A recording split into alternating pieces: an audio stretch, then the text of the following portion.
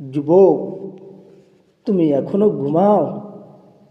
ফজরের আজান হয়ে গেছে, তুমি নামাজ পড়তে পারলা না। যুবক, তোমার মতো কপাল মন্দ পৃথিবীতে আর কেহ নাই।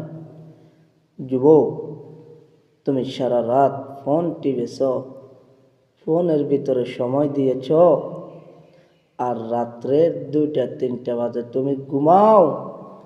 যখন ফজরের আজান দেয়, তুমি ফজরের নামাজ পড়তে পারো না।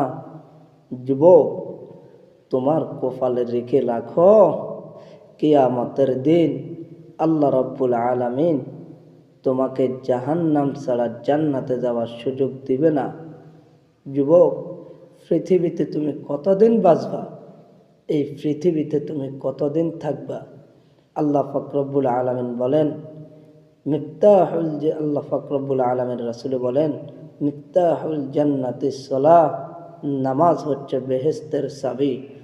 তুমি যদি নামাজ ঠিকমতো আদায় করো, তাহলে জান্নাতে যাইতে তোমার কোনো কষ্ট হবে না।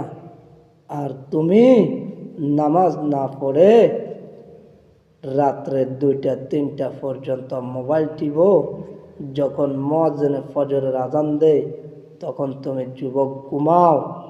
তোমার মতো কপাল পোড়া যুবক মনে হয় পৃথিবীতে আর নেই।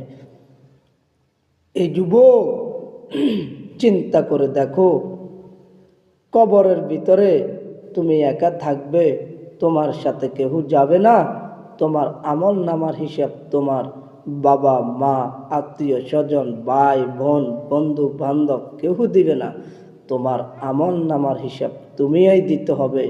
যদি তোমার আমল নামা ভালো হয়, যুবক, আল্লাহর কসম, আল্লাহর কসম, আল্লাহর কসম, আল্লাহ রাব্বুল আলামিন তোমাকে জান্নাতে দিয়ে দিবে।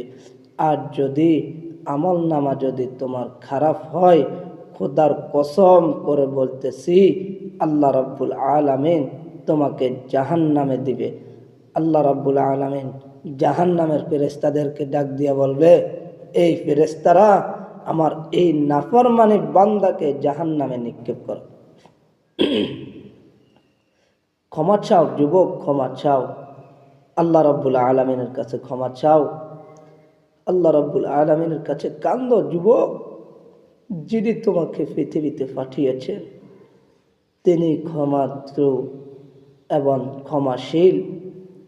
তুমি নামাজ পড়ে আমার মাওলার কাছে কান্না করো, মাওলা জীবনে কত গুনাহ করে